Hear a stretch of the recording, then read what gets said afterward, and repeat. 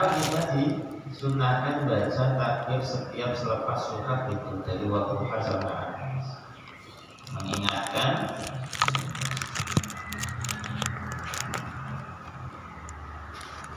agungnya nikmat Allah kepada Nabi, mengingatkan kepada Nabi agungnya nikmat Allah kepada Nabi. Maka syukur kepada Allah atas nikmat itu. Jadi lam tushghilhu an-ni'am 'anil mun'im. Istilahnya orang Arab, lam tushghilhu an-ni'am 'anil mun'im. Jangan sampai nikmat-nikmat yang Allah berikan itu menyibukkan seseorang dari mengingati zat yang maha mun'im, yang memberikan nikmat. Orang Arab istilah lampushul ni'am 'anil mun'im. Jangan sampai nikmat-nikmat itu menyibukkan seseorang dari mengingati zat yang maha memberikan nikmat.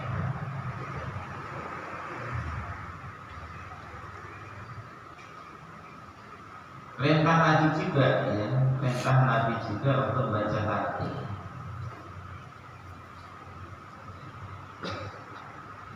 Walhasil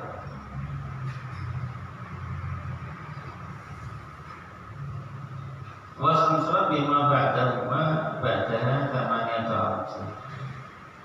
Jadi juga diperbolehkan untuk menyambung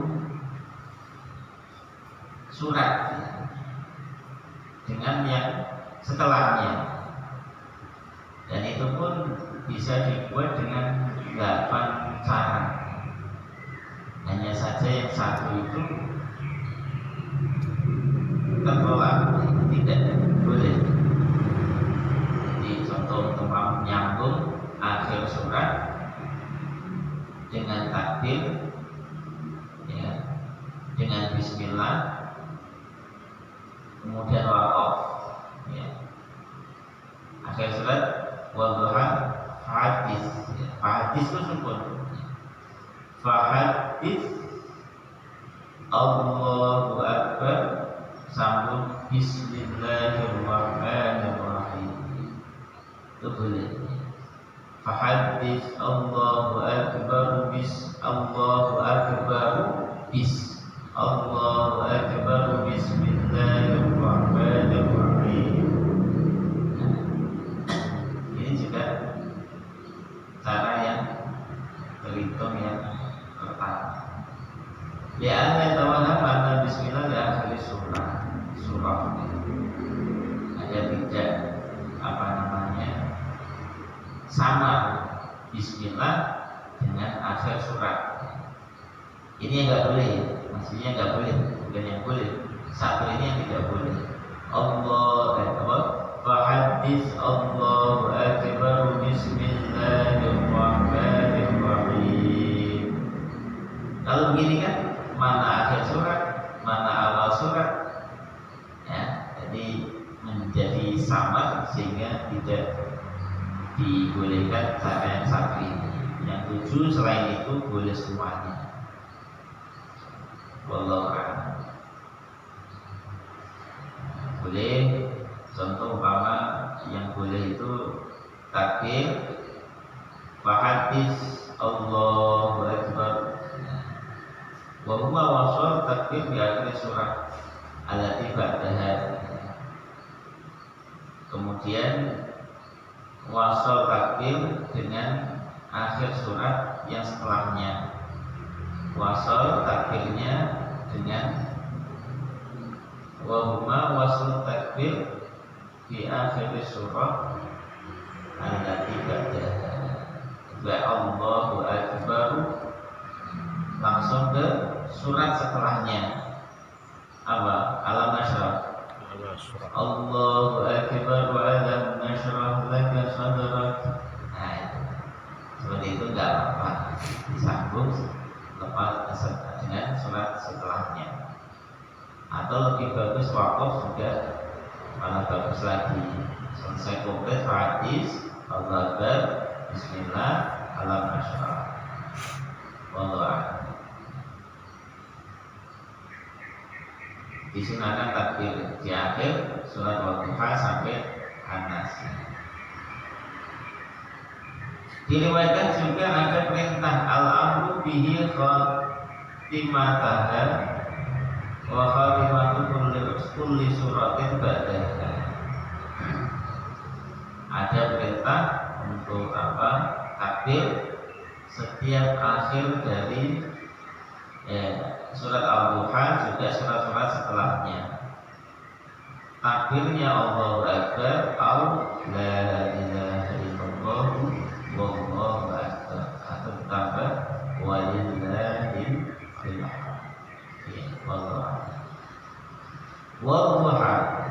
Walduha ini waktu duha, waktu pagi. Duha itu maknanya pagi. Atau bisa duha itu awal nahar awal.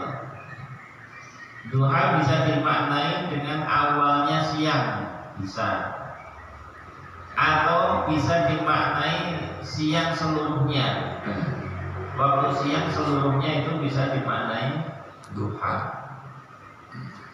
Walaili, dan demi malam, tidak saja apabila telah sunyi. Maknanya sunyi bagaimana? Ruqiyah bidulami, tertutup dengan gelapnya malam. Ausakana, atau saja itu bisa dimaknai sakana. Dan demi malam apabila telah tenang, sakan, sakinah, dari kata sakana. Gitu. Duha. Di sini duha dijulukan daripada al-lail. Kalau ayat sebelumnya kan wal laili idza yaghsha wan nahari idza tajalla. Kali ini duha wal laili idza saja. Kalau soal sebelumnya malam itu didahulukan. Ini ya alasannya karena memang setiap surat itu memiliki keistimewaan. Kalau di surat ini ya ada keistimewaan sendiri, sehingga didulukan waduha, bukan walaini. Kalau ayat sebelumnya memang didulukan walaini. Di al-lail itu maknanya sukun atau duduk, dudukun. Sukun itu artinya tenang, duduk. Nah, dudukun itu ya juga kurang lebih ketenangan. Dan malam itu memang tempatnya khalwat. Nggak ada khalwat ke siang hari, itu nggak ada. Nabi khalwat ke Gua Hira malam hari, bukan siang hari. Sore berangkat, pagi pulang. Dan sore berangkat, nanti 2 hari di Gua Hira pulang. 2 malam, bukan siangnya diambil. Jadi karena memang malam itu tempatnya khalwat, Allah mengaruniakan pemberiannya itu juga malam hari, sehingga pagi hari yang kerjanya mungkin mati-matian, kalau malam tidak dibantu dengan kerja dengan Allah, ya seakan tidak ada hasil. Kenapa di mata dunia kita itu siang memang kerja dari pagi sampai sore capek banget, tapi itu sebetulnya tidak mengalahkan kemampuan atau usaha di malam hari dengan cara berdoa ataukah amalan-amalan yang dibuat untuk mendukung kerja di siang hari. Maka pemberian Robbaniyah namanya itu adanya di malam hari. Dan malam siang itu dibahasakan cahaya, tuh ada cahaya matahari. Kemudian siang juga memang waktunya untuk berusaha untuk meraih kemaslahatan duniawi, kumpul sama orang banyak juga di siang hari. Jadi Jadi karena memang surat sebelumnya itu surat Abu Bakar yang diterangkan di surat Walaili Idza Yaghsha. Wa huwa qad sabaqahu al-kufar, dan memang didahului oleh kekufuran. Maka didahulukan Walaili Idza Yaghsha ayat sebelumnya. Kalau surat Wal-Duha ini adalah surat Muhammad, surat untuk Nabi sallallahu alaihi wasallam. Dan Nabi itu Muhammadun Nur, cahaya. Sehingga didahulukan di dalam surat Al-Duha ini Wal-Duha. Nah, kalau mau tahu hikmahnya apa? Disebutkan Al-Duha, bukan Wal-Laili. Maka dijawab ada isyarat bahwa an-nasa'ah minan nahar, waktu itu ya diantaranya siang hari, tawazin jami'alain, malah bisa menyamai seluruh malam. Seperti halnya Nabi itu kan melindungi semua makhluk. Lah waktu siang itu melindungi seluruh malam, dibahasakan begitu. Waktu duha itu waktu yang bahagia. Kalau siang kan panas, tapi kalau duha, waktu pagi itu waktu bahagia. Ngeteh kopi ya enak. Tapi kalau siang hari kopi ya kayaknya kurang mantap. Ngantuk ya. Hawanya panas. Kalau bagi-bagi gini kan ngopi ngeteh ya. Walaili. Nah, kalau malam waktu yang menakutkan bahasanya, maka di dalam waktu malam itu ada isyarat. Ya, isyarat ila anna surah dunia afdal min sururiha. Kebahagiaan dunia itu lebih sedikit, ya, surur dunia afdal min sururiha.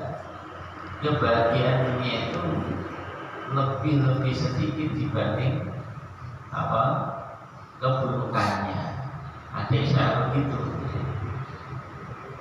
Mau sebahagia apapun dunia itu bahasanya apa? Dikit. Lebih banyak susahnya, buruknya lebih banyak. Mau enak, seenak-enak apapun mesti susahnya lebih banyak. Udah kaya nampak senang, tapi mesti lebih banyak susahnya. Senangnya paling 3 tahun, 2 tahun, ya. Tapi susahnya itu sampai tua kan. Wal-duha wal-laili idza saja dimaknai sakan, ya, tenang. Sakan ahlu min isnadi syai'i li zamani. Ada orang Arab mengatakan ini keluarga tenang, tidak bersandar kepada apapun. Maknanya walaili idza saja, malam demi malam apabila telah sunyi. Wallahu a'lam. Ma wada'aka wa ma rabbuka wa ma qala. Ma wada'aka, tidak meninggalkan engkau wahai Muhammad, tarakaka ya Muhammad, tidak meninggalkan engkau wahai Muhammad, rabbuka wa engkau, wa ma qala, juga tidak pula apa membenci. Maknanya wa ma qala abghadaka, dia juga tidak membencikan. Ini ayat ini turun ketika lama qala kufar inda ta'abbudi wahyi. Ketika lambat turun wahyu itu, orang kafir mengatakan wahyu kok nggak turun-turun, sampai 15 hari itu nggak turun wahyu. Inna rabbahu wada'ahu, katanya orang kafir, Muhammad sudah ditinggalkan Tuhannya. Gitu. Jadi orang kafir pun tahu wahyu turun kepada Nabi. Ketika lama tidak ada turun wahyu, mereka mencaci Nabi. Muhammad sudah ditinggalkan Tuhannya. Jadi di antara sebab turunnya itu banyak ikhtilafnya.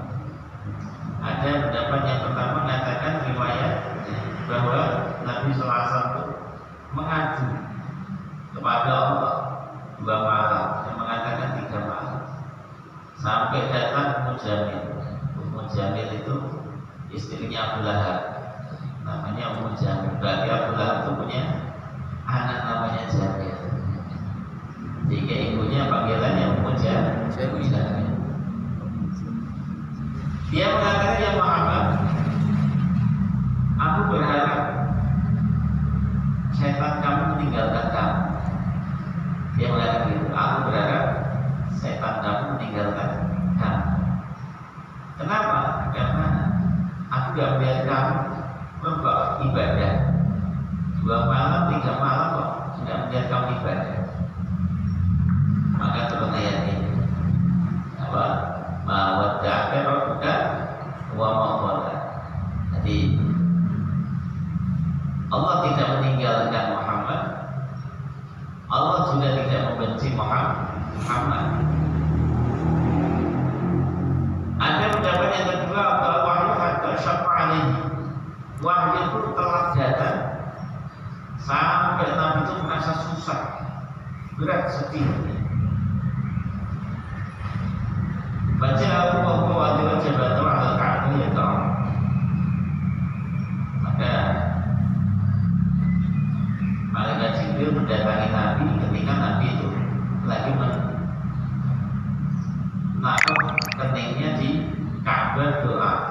Nah, berarti umpama kita tawaf kemudian nyentuh Ka'bah, naruh kening di Ka'bah, itu bagian dari sunnah Nabi. Ketika Nabi sangat susah, ya, nggak datang wahyu 15 hari, 13 hari, 12 hari, mengatakan itu Nabi datang ke Ka'bah, tempelkan kening di Ka'bah, doa. Kemudian diturunkan ayat ini, ma wadda'aka rabbuka wa ma qala. Allah nggak meninggalkan kamu Muhammad, Allah tidak membenci kamu. Yang ketiga dari riwayat juga bahwa khawlah itu yang khidmat Nabi. Jadi khawlah ini seorang wanita ya, khidmat Nabi.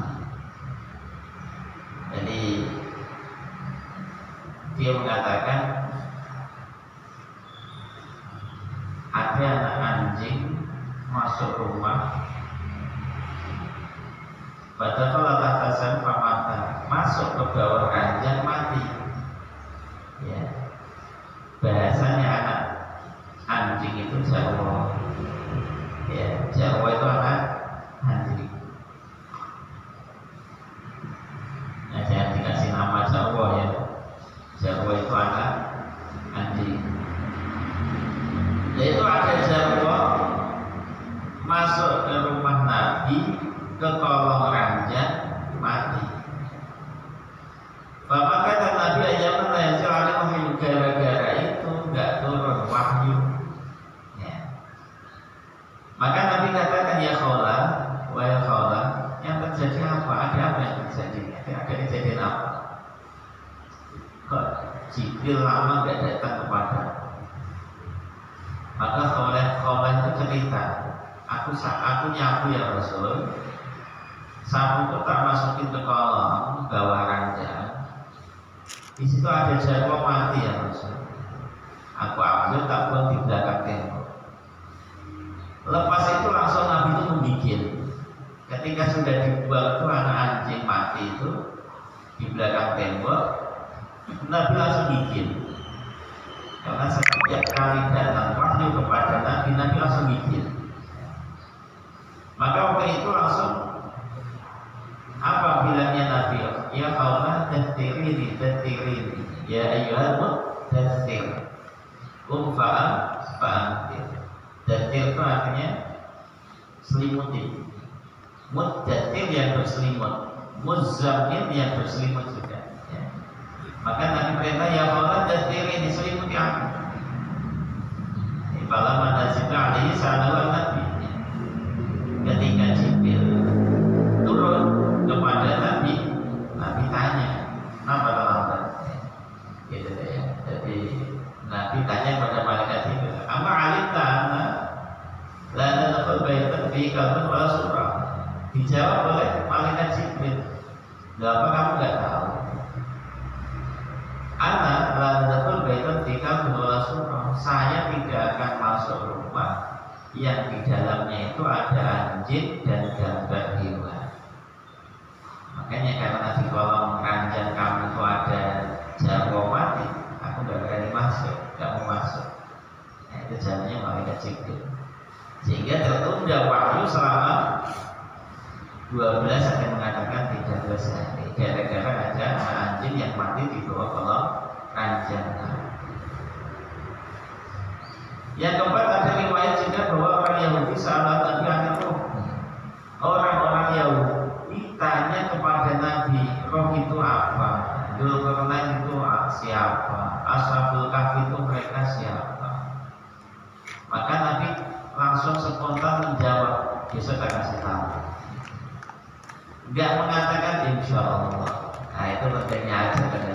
Jadi Nabi langsung jawab besok tak kasih tahu, tapi enggak bilang insya Allah. Akhirnya selepas itu fakta besar awak gara-gara nggak bilang insya Allah, ditegur oleh Allah 12 hari nggak turun wahyu. Ini pelajaran buat kita selalu bagaimana mengatakan insya Allah apapun. Walaupun pasti besok bisa berangkat, jangan lupa membaca insya Allah. Wala taqulanna li syai'in inni fa'ilun dzalika ghadan illa ayyasha Allah. Jangan sekali-kali kalian itu mengatakan untuk mengerjakan sesuatu inni fa'ilun ghadan, nanti tak tandani, nanti tak kerjakan, besok tak kerjain. Jangan sampai seperti itu. Illa ayyasha Allah, kecuali diiringi dengan insya Allah. Nah, penting. Selalu apapun keadaan, perbuatan apapun kita iringi dengan insya Allah. Wallahu a'lam.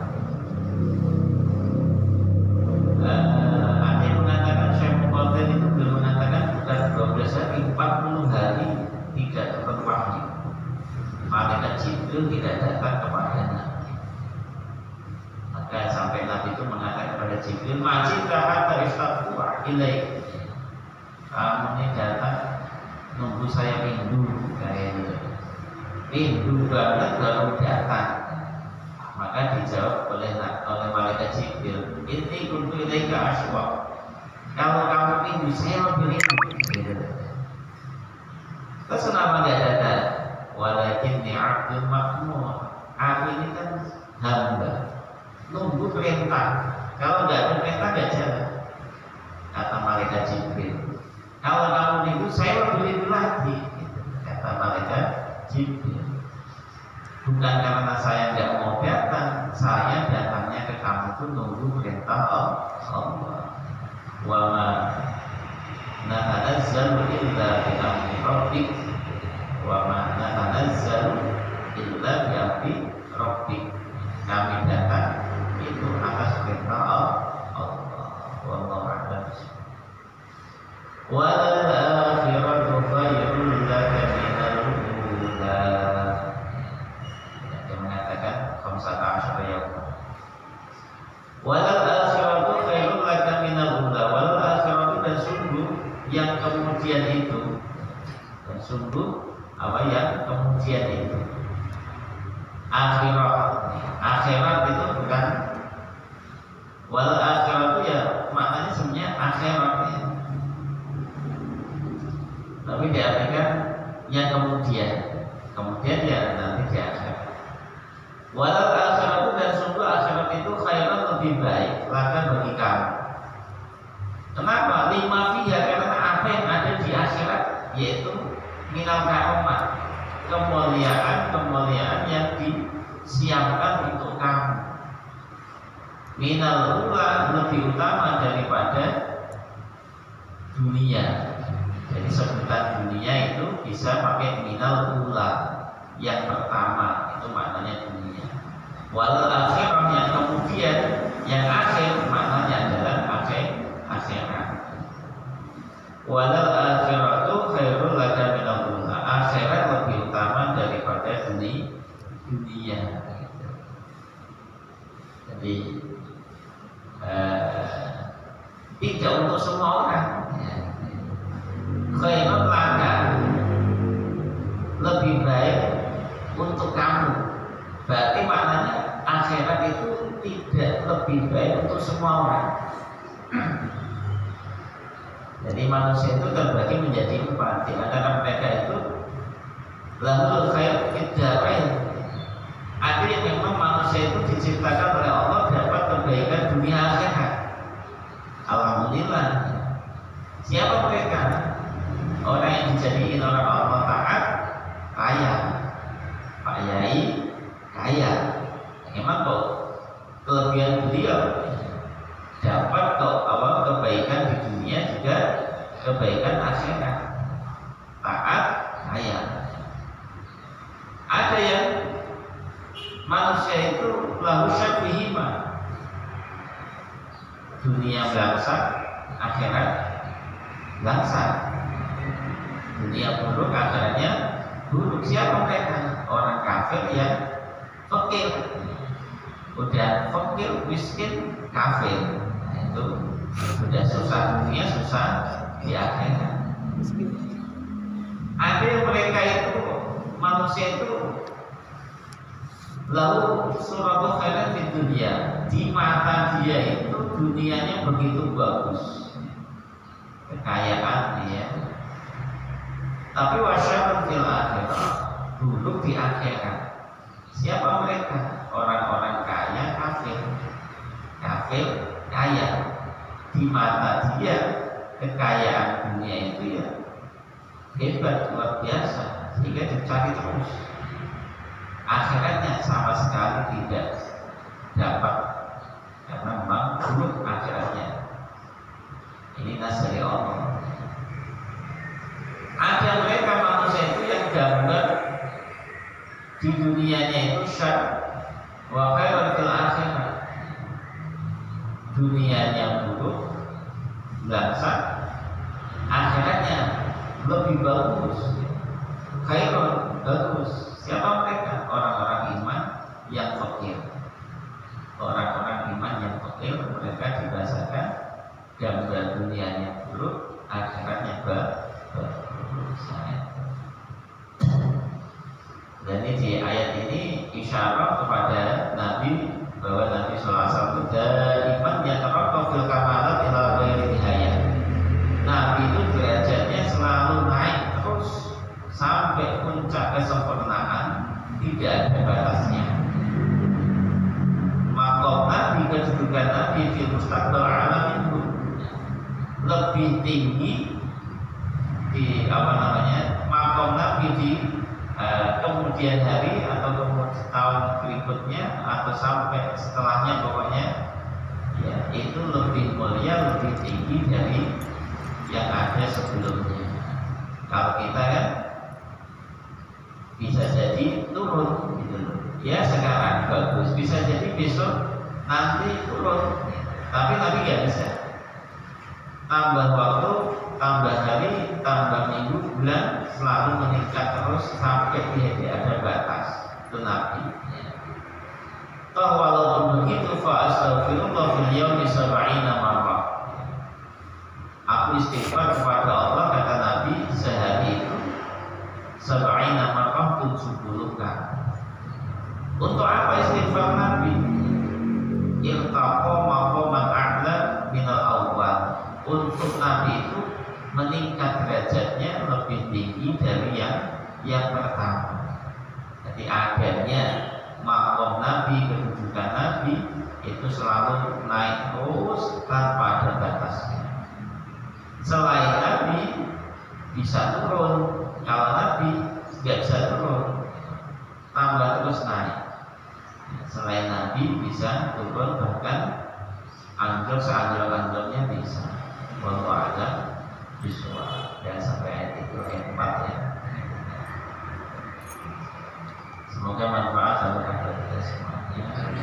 Suri teladan dari Nabi SAW dan apa yang disampaikan oleh Allah di dalam Al-Quran, khususnya surat Al-Duha, bisa kita ambil suri teladan akibatnya sehingga kita bisa terapkan dalam kehidupan kita sehari-hari.